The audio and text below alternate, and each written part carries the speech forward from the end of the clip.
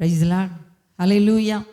எங்களை அதிகமாக நேசிக்கிற எங்கள் பரிசுத்த பிதாவே, இந்த நாளின் மனமகிழ்ச்சியான நல்ல நேரத்துக்காய் உம்மை நன்றியோடு ஸ்தோத்தரிக்கிறேன். துதிகள் மத்தியில் வாசம் செய்கிறவரே, உம்மை முழு உள்ளத்தோடு துதிக்கிறேன் ஆண்டவரே. என்னுடைய முழு பலத்தோடு உம்மை துதிக்கிறேன் ஆண்டவரே. என்னுடைய முழு ஆத்மாவோடு உம்மை துதிக்கிறேன் ஆண்டவரே என்று சொல்லி நாங்கள் உம்முடைய வார்த்தைகளை தியானிக்க நீர் எங்களுக்கு கிருபை செய்வீராக ஆண்டவரே. ஒவ்வொரு நாளும் துதி துதி என்று சொல்லி கொண்டிருக்கிறேன் ஆண்டவரே. பூமி உருவாக்கப்பட்ட நோக்கமே, பூமியில் உருவாக்கப்படுகிற ஜனங்கள் உம்மை துதிக்க வேண்டும். பூமியிலே துதி குறைய குறைய ஆங்காங்கே அழிவுகளை சந்தித்துக் கொண்டிருக்கிறோம். எல்லா ஜனங்களும் உம்மை துதிக்கிற ஜனங்களாய் மாற்றும். இருதயங்கள் கர்த்தருக்கு நேராய் திருப்பப்படட்டும். பாவத்திலும் சாபத்திலும் வாழுகிற ஜனங்கள் உம்மை துதிக்கட்டும் ஆண்டவரே. உம்மை துதித்து துதித்து பாவக்கட்டுகளுக்கு நீங்களாக்கப்பட்டு, சாபக்கட்டுகளுக்கு நீங்களாக்கப்பட்டு, சமாதானத்தின் ஆசீர்வாதத்தை சுதந்திரிக்க கர்த்தர் கிருபை செய்வீராக. உமக்கு பிரியமானவர்களை துதிக்க விரும்பி துதிக்க செய்கிற தேவன் நீரல்லவா. உம்முடைய அன்பின் கரம் எங்கள் பிள்ளைகளை அரவணைப்பதாக. இந்த செய்தியை கேட்கிற ஒவ்வொரு பிள்ளைகளுடைய வாழ்க்கையிலும் மீட்பின் சத்தம் கேட்கட்டும். விடுதலையின் துணி உண்டாயிருக்கட்டும். ஜெய துணி உண்டாயிருக்கட்டும். கிருபையின் ஆசீர்வாதங்கள் பெருகட்டும். என்னென்ன விரும்பி கேட்கிறார்களோ அத்தனையும் பெற்றுக்கொள்ளத்தக்கதாய் பிள்ளைகளை ஆசீர்வதியும். ஜீவனுள்ள இயேசுவின் நாமத்தில், உயிர்த்த இயேசுவின் நாமத்தில், உயிரோடு இருக்கிற சர்வருடைய நாமத்திலே துதித்து ஜபிக்கிறோம். ஜெபங்கேளும் ஜீவனுள்ள வல்ல பிதாவே. ஆமேன், ஆமேன், ஆமேன். இந்த நாளிலும் உங்கள் துதிகள் அங்கீகரிக்கப்பட வேண்டுமா? நாம் துதிக்கிறோம், நம்முடைய துதிகள் அங்கீகரிக்கப்படுமா? நாம் ஜெபிக்கிறோம், எல்லா ஜெபத்துக்கும் பதில் வருகிறதா? இல்லைதானே. நாம் பரிசுத்த உள்ளத்தோடு துதி பலிகளை ஏறெடுத்தால் நம்முடைய துதிகள் அங்கீகரிக்கப்படும். ஹல்லேலூயா. நாம் மனம் திரும்பினவர்களாய் இருக்க வேண்டும். இந்த வார்த்தைகளை சொல்லுகிற பொழுது கர்த்தர் நமக்கு என்ன சொல்லுகிறார் என்பதை எண்ணி உங்கள் காதுகளும் உங்கள் சிந்தை மண்டலங்களும் கர்த்தருக்கு நேராய் திருப்பப்படட்டும். எத்தனை பேர் அல்லேலூயா சொல்லுவீங்க? இருக்கிற இடத்திலே அல்லேலூயா என்று சொல்லுங்கள். அல்லேலூயா என்று சொன்னால் அது பரலோக வார்த்தை. அல்லேலூயா சொல்லுகிற பொழுது பரலோகமே களிகூரும். உங்கள் துதிகள் அங்கீகரிக்கப்பட முதலாவது எங்கள் மனம் திரும்ப வேண்டும். இரண்டாவது, உங்கள் பொல்லாத இருதயத்தை விட்டு திரும்பி பரிசுத்தமான இருதயத்தை பெற்றுக்கொள்ள வேண்டும். மூன்றாவது, உங்கள் அக்கிரமம் நீங்க வேண்டுதல் செய்ய வேண்டும். நான்காவது, உங்கள் துதி பலிகளை மனப்பூர்வமாய் செலுத்த வேண்டும். ஹல்லேலூயா சொல்லுவீங்களா? ஹல்லேலூயா. மனம் திரும்புங்கள். ஓசியா தீர்க்கதரிசியின் புஸ்தகம் 14ஆம் அதிகாரம் 1ஆம் வசனம் சொல்லுகிறது, இஸ்ரவேலே உன் தேவனாகிய கர்த்தரிடத்தில் திரும்பு. தீர்க்கதரிசி சொல்லுகிறார், இஸ்ரவேல் தேவனுக்கு பிரியமானவன் அல்லவா, நீ தவறான வழிகளில் நடக்கக்கூடாது. நீ உன் தேவனாகிய கர்த்தரிடத்தில் திரும்பு. உன் அக்கிரமங்களினால் நீ விழுந்தாய். உன் அக்கிரமங்களினால் நீ விழுந்தாய். ஏசாயா தீர்க்கதரிசி 53ஆம் அதிகாரத்தில் சொல்லுவார், உன் அக்கிரமங்களை எல்லாம் அவர் சுமந்து தீர்த்தார் என்று. உனக்கு சமாதானத்தை உண்டு பண்ணும் ஆக்கினை அவர் மேல் வந்தது. ஆதலால் நீ நித்தம் நித்தம் அக்கிரமத்தில் வாழலாம் என்று நினைக்காதே. உங்கள் அநியாயம், உங்கள் அக்கிரமங்கள், உங்கள் பாவங்கள் மன்னிக்கப்பட வேண்டும். 2ஆம் வசனம் சொல்லுது, வார்த்தைகளை கொண்டு கர்த்தரிடத்தில் திரும்புங்கள். எப்படி? வார்த்தைகளை கொண்டு கர்த்தரிடத்தில் திரும்புங்கள். அப்படி திரும்பினா என்ன நடக்கும்? அவரை நோக்கி, தேவரீர் எல்லா அக்கிரமத்தையும் நீக்கி எங்களை தயவாய் அங்கீகரித்தருளும். நான் அக்கிரமம் செய்தேன், நான் பாவம் செய்தேன், உம்மை தேடாமல் வாழ்ந்து வந்தேன். பரிகாரரோடு எனக்கு பங்குண்டு, குடிகாரரோடு எனக்கு பங்குண்டு, மதுபான பழக்கமுள்ளவர்களோடும் மாதுகளோடும் எனக்கு பழக்கம் உண்டு என்று சொல்லிக் கொண்டிருக்காதபடிக்கு கர்த்தரோடு உங்கள் பங்கையும் பழக்கத்தையும் வைத்துக் கொள்ளுங்கள். உங்கள் வாழ்க்கையில் தப்பி தவறி செய்த எல்லா தப்பிதங்களையும் கர்த்தர் மன்னித்து விடுவார். ஏனெனில் தாவீதின் பாவத்தை கர்த்தர் உணர்த்தின பிற்பாடு தாவீது பாவம் செய்யவில்லை, அவன் துதிக்க மட்டும்தான் செய்தான். அதனாலதான் தாவீதை இருதயத்துக்கு ஏற்றவனாய் கண்டார்.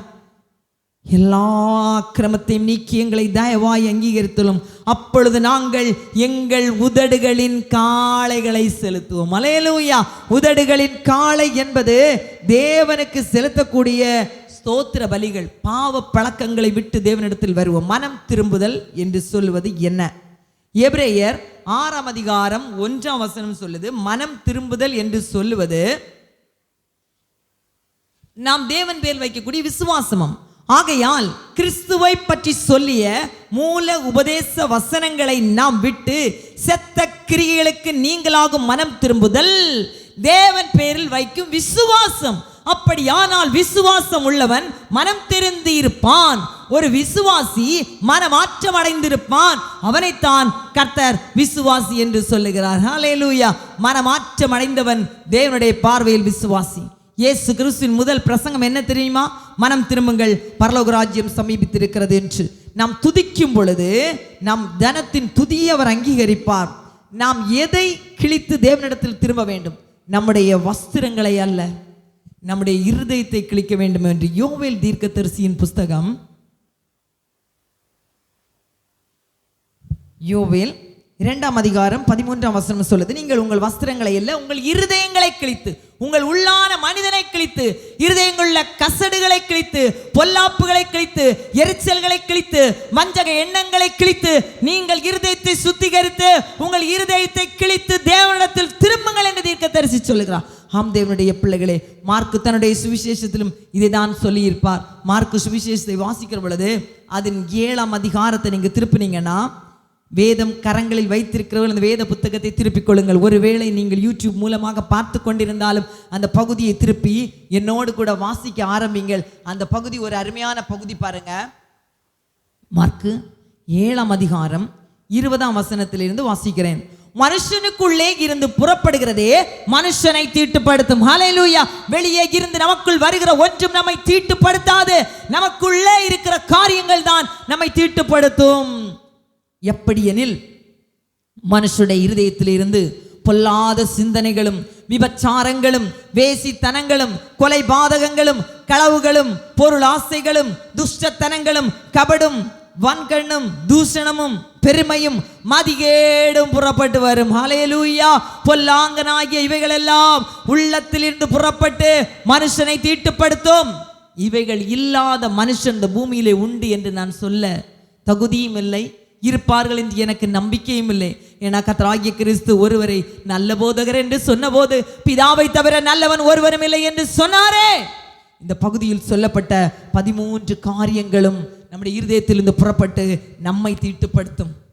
கபடு, காமவிகாரம், பொய், இதெல்லாம் நம்ம பரலோகத்துக்கு கொண்டு போகவே செய்யாது. தேவனுடைய பிள்ளைகளே, இந்த 13 காரியங்களும் உங்கள் இருதயத்தில் இருக்குமானால் ஆராய்ந்து நிதானித்து அதை அப்புறப்படுத்துங்கள். உங்களுக்கு சமயம் வாய்க்குமானால் ஒரு வெள்ளை காகிதத்தில் ஒரு இருதயத்தை வரைந்து அதற்கு உள்ளாக இந்த 13 காரியங்களையும் நீங்கள் எழுதிவிட்டு உங்களிடத்தில் அது இல்லை என்று சொல்லுமானால் இருதயத்தில் அந்த வார்த்தைகளை பெருக்கல் இன்டு மார்க் போட்டு அடித்து விடுங்கள். இருக்கிறவைகளை அப்படியே வைத்து செபித்து அவைகளை விட்டு விடும்போது ஒவ்வொன்றாக எடுத்து வெளியே தள்ளுங்கள்.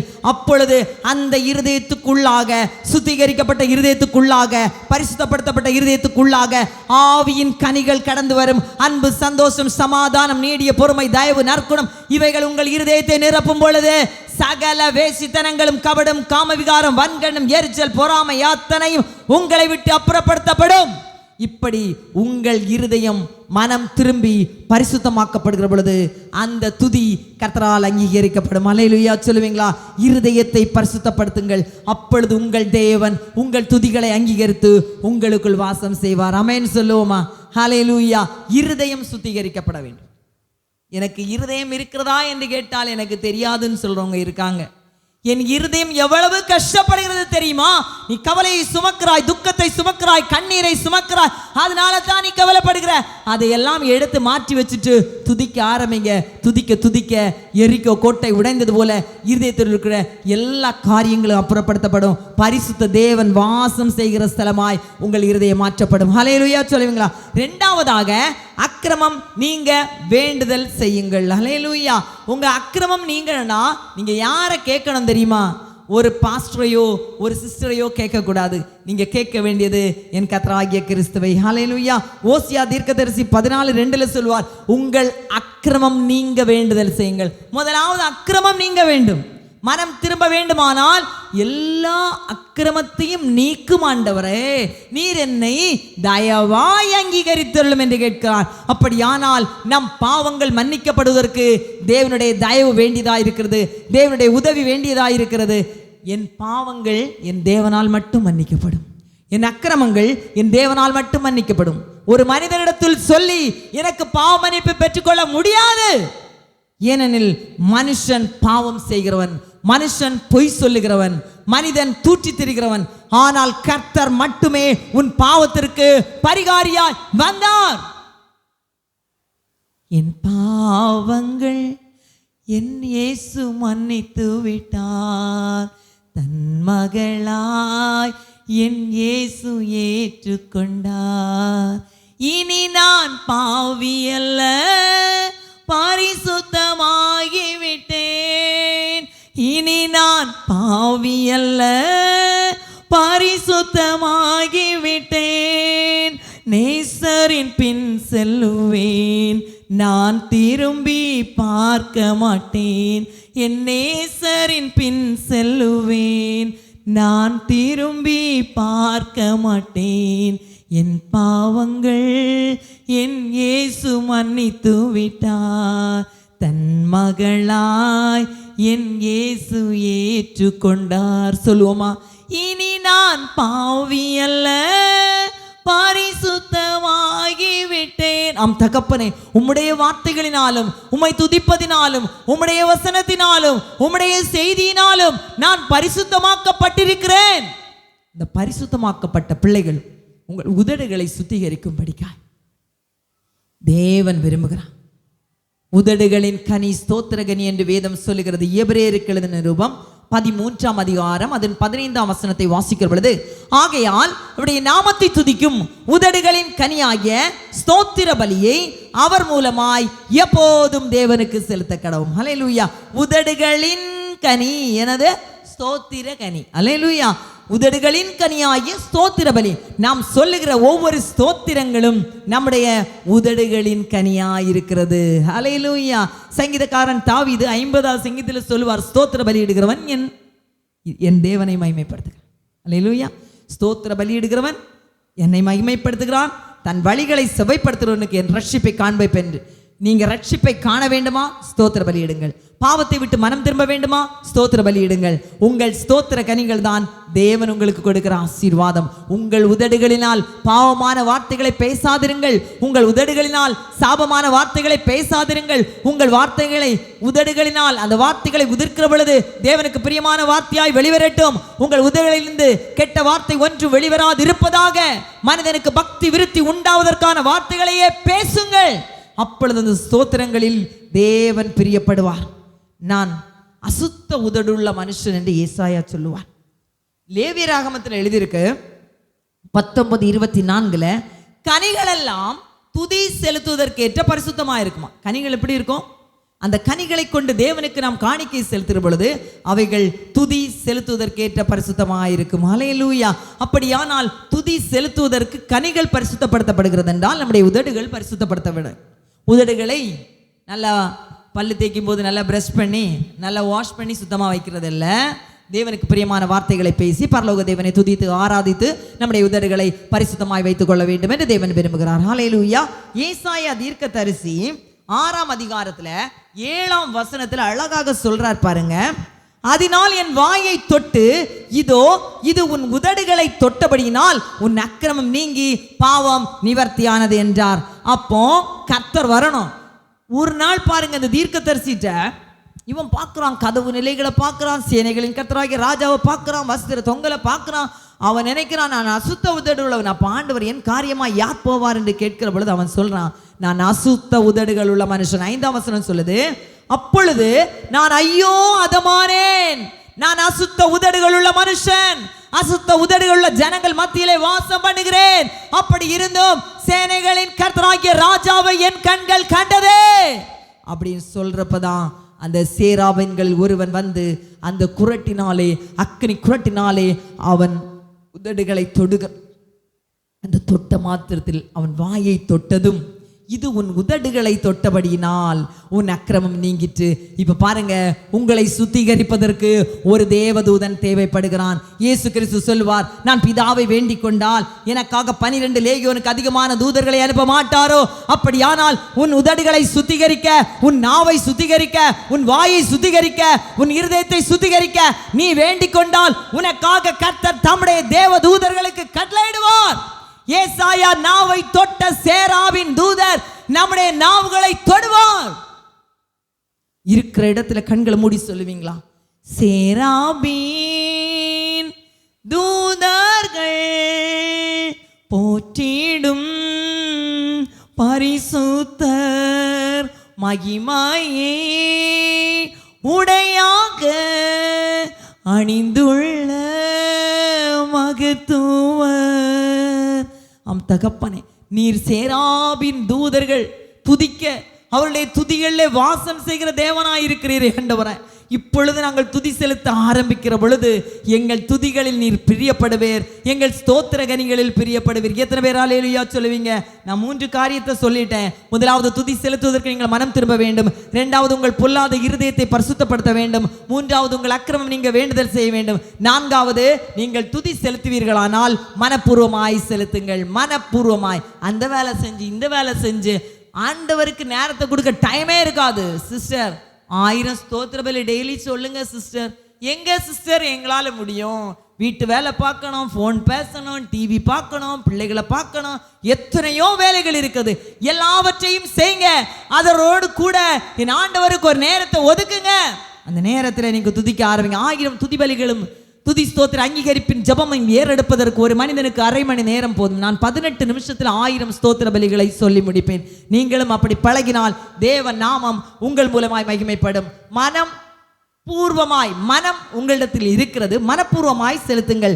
லேவியராகமம் 22ஆம் அதிகாரம் 29ஆம் வசனம் சொல்லுது, கர்த்தருக்கு ஸ்தோத்திர பலியை செலுத்துவீர்களானால் மனப்பூர்வமாய் செலுத்துங்கள்.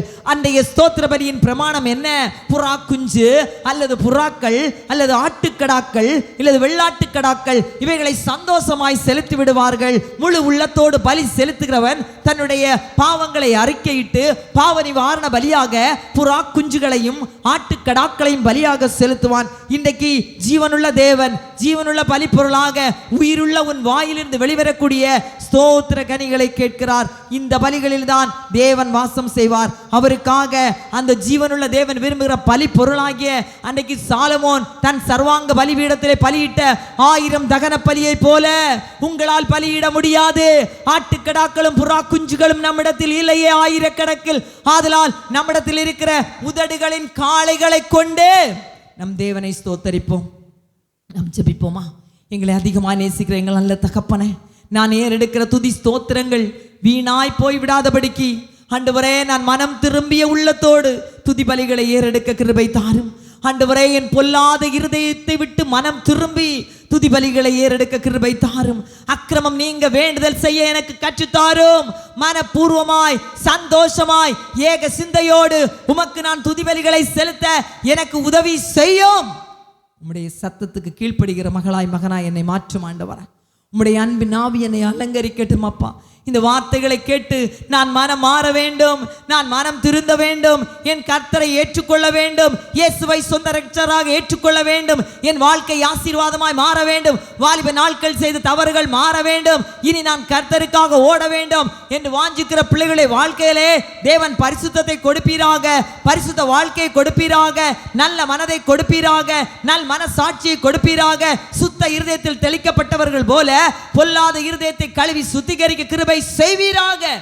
ஆண்டவரை அப்படி சுத்திகரித்து நாங்களுமே துதிக்கிறோம் என்று சொல்லுகிற ஒவ்வொரு பிள்ளைகளுடைய வாழ்க்கையிலும் அற்புதங்கள் நடக்கத்தக்கதாய் துதிகள் மத்தியில் வாசம் செய்கிற தகப்பன் பிள்ளைகளுக்கு அனுக்கிரகம் செய்வீராக. நீர் துதிக்கு பாத்திரராய் இருக்கிற அதற்காக உமக்கு நன்றி ஆண்டவரே. பாத்திரர் நீரே, பரிசுத்தர் நீரே, ஸ்தோத்திரம் பாடி புகழ்ந்திடுவோம்.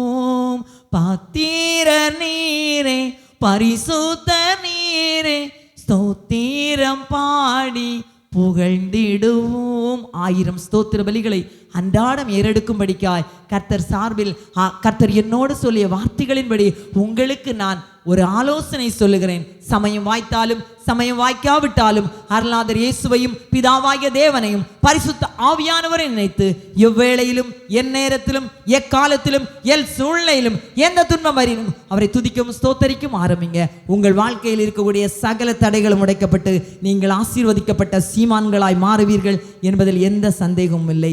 God bless you all. கர்த்தரின் ஆசீர்வாதம் உங்களுக்கு ஐஸ்வர்யத்தை கொண்டு வரும். ஆமென்.